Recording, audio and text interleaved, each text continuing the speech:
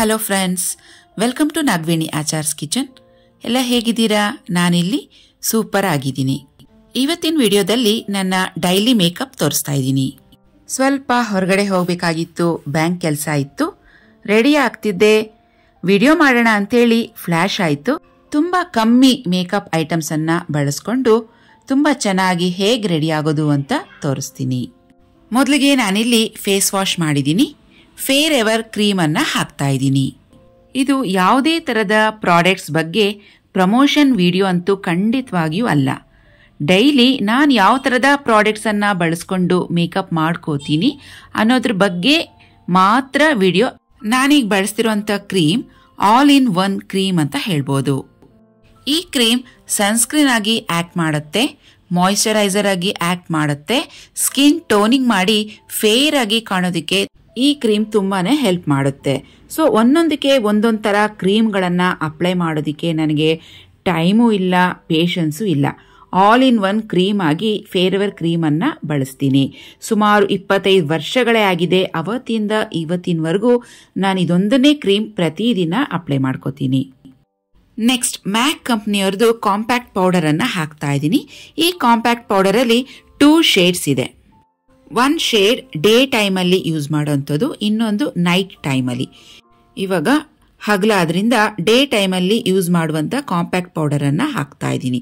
ನೋಡಿ, ತುಂಬ ಅಂದರೆ ತುಂಬ ಕಮ್ಮಿ ತಗೋಬೇಕು. ನೋಡಿ ಇಷ್ಟೇ.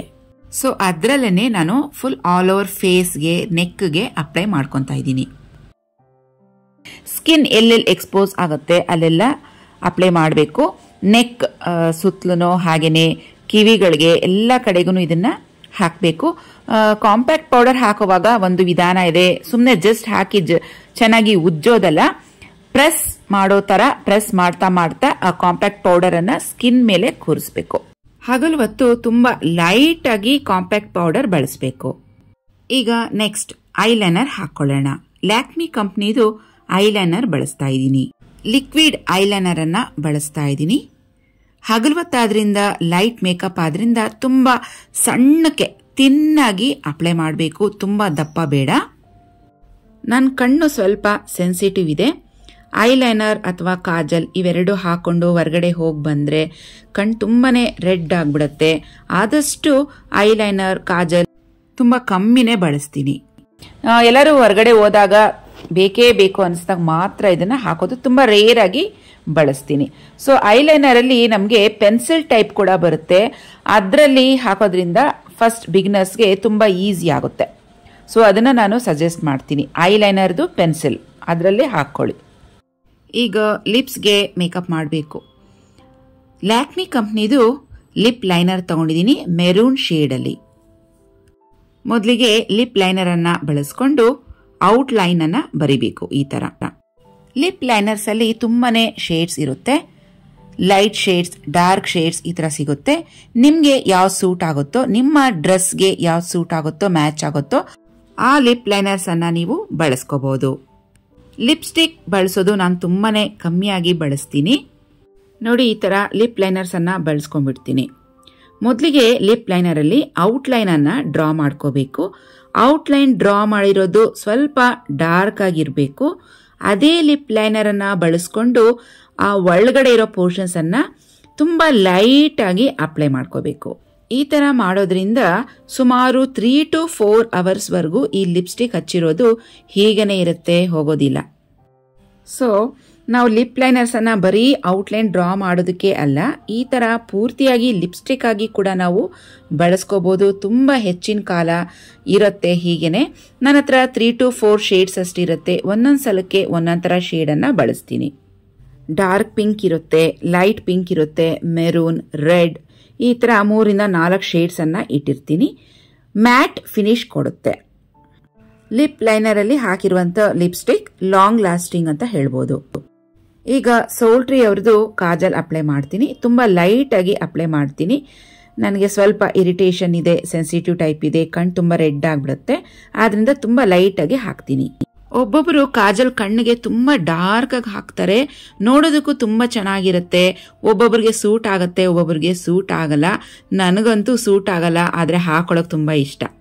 ತುಂಬ ಇಂಪಾರ್ಟೆಂಟ್ ಫಂಕ್ಷನ್ಸ್, ರಿಸೆಪ್ಷನ್ಸ್ ಈ ತರ ಎಲ್ಲ ಫಂಕ್ಷನ್ಸ್ ಇದ್ದಾಗ ತುಂಬಾ ಲೈಟ್ ಆಗಿ ಕಾಜಲ್ ಹಾಕ್ತೀನಿ. ಅದ್ ಬಿಟ್ರೆ ಡೈಲಿ ಮೇಕಪ್ಗೆ ನಾನು ಕಾಜಲ್ ಯೂಸ್ ಮಾಡಲ್ಲ. ನನ್ನ ಹತ್ರ ಒಂದು ಸ್ಯಾರಿ ಪಿನ್ ಇತ್ತು. ನಾನು ಇವತ್ತು ಹಾಕಿರುವಂತ ಟಾಪ್ ಫುಲ್ ಪ್ಲೇನ್ ಇದೆ. ಯಾವುದೇ ತರ ಡಿಸೈನ್ ಆಗ್ಲಿ ಎಂಬ್ರಾಯ್ಡ್ರಿ ಫ್ಲವರ್ ಏನೂ ಇರ್ಲಿಲ್ಲ. ಈ ಬ್ರೋಚ್ ನೋಡಿ ಒಂದು ಐಡಿಯಾ ಬಂತು. ಇದನ್ನ ಟಾಪ್ ಮೇಲೆ ಜಸ್ಟ್ ಹಾಕ್ತಾ ಇದ್ದೀನಿ. ನೋಡೋದಕ್ಕೆ ತುಂಬಾನೇ ಚೆನ್ನಾಗಿ ಕಾಣಿಸ್ತಾ ಇತ್ತು. ಸೊ ಪಿಂಕ್ ಟಾಪ್ ಮೇಲೆ ಯೆಲ್ಲೋ ಫ್ಲವರ್ ಬ್ರೋಚ್ ಅನ್ನ ಹಾಕ್ತಾ ಇದ್ದೀನಿ. ಫೋಟೋಸ್ ಎಲ್ಲ ತುಂಬಾ ಚೆನ್ನಾಗಿ ಕಾಣ್ತಾ ಇತ್ತು. ಸೊ ಇದೆಲ್ಲ ನಮ್ಮ ಇನೋವೇಟಿವ್. ನಾವು ಯಾವ ತರ ಬೇಕಾದ್ರೂ ಮಿಕ್ಸ್ ಅಂಡ್ ಮ್ಯಾಚ್ ಮಾಡಿ ಡ್ರೆಸ್ ಮಾಡ್ಕೋಬಹುದು.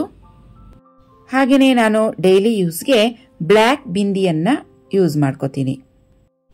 ಈ ಸ್ಟಿಕ್ಕರ್ದು ನಂಬರ್ ಏನು, ಯಾವ ಕಂಪನಿದು ಅಂತ ದಯವಿಟ್ಟು ಕೇಳಬೇಡಿ. ಎಲ್ಲ ಲೋಕಲ್ ಸ್ಟೋರ್ಸ್, ಬ್ಯಾಂಗಲ್ ಸ್ಟೋರ್ಸ್ ನಲ್ಲಿ ನಮಗೆ ಸಿಗುತ್ತೆ. ಒಳ್ಳೆ ಕಂಪನಿ ಕೊಡಿ ಅಂತ ಕೇಳಿದ್ರೆ ಅವರೇ ಕೊಡ್ತಾರೆ. ಏಕೆಂದ್ರೆ ಕೆಲವೊಮ್ಮೆ ಈ ಸ್ಟಿಕ್ಕರ್ಸ್ ನಲ್ಲಿ ಒಳ್ಳೆ ಕಂಪ್ನಿ ತಗೊಂಡಿಲ್ಲ, ಲೋಕಲ್ ಕಂಪ್ನಿ ತಗೊಂತೀವಿ ಅಂತ ಹೇಳಿದ್ರೆ ಅದರಲ್ಲಿ ಇರುವಂತಹ ಗಮ್ ಕೂಡ ನಮ್ಮ ಸ್ಕಿನ್ ಮೇಲೆ ಅಫೆಕ್ಟ್ ಆಗುತ್ತೆ.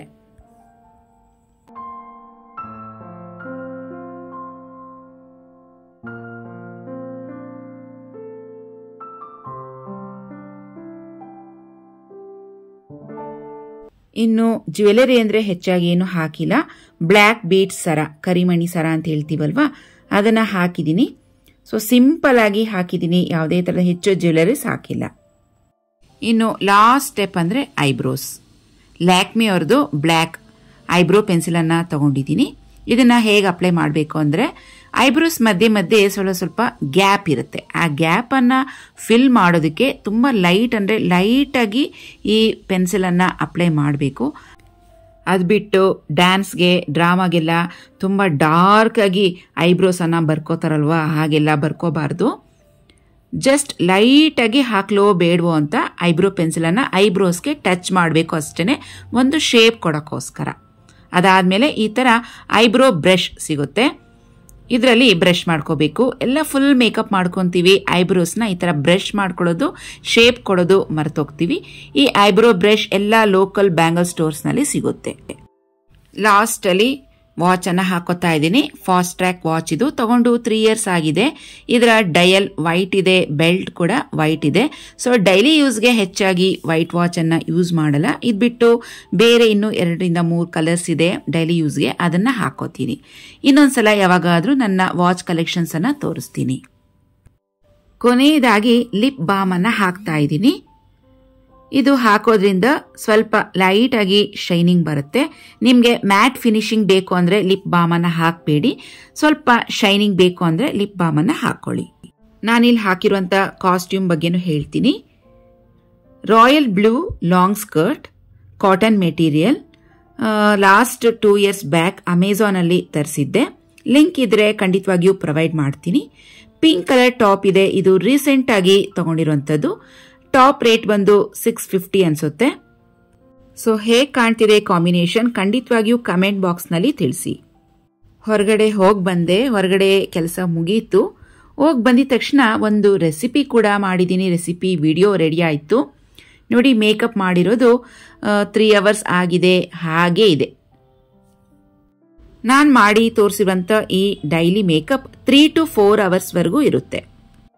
ಈ ರೆಸಿಪಿ ನೆಕ್ಸ್ಟ್ ವಿಡಿಯೋದಲ್ಲಿ ಬರುತ್ತೆ, ಖಂಡಿತವಾಗಿಯೂ ನೋಡಿ. ಸೊ ಫ್ರೆಂಡ್ಸ್, ಇವತ್ತಿನ ವಿಡಿಯೋ ಇಲ್ಲಿಗೆ ಮುಗಿಸ್ತಾ ಇದ್ದೀನಿ.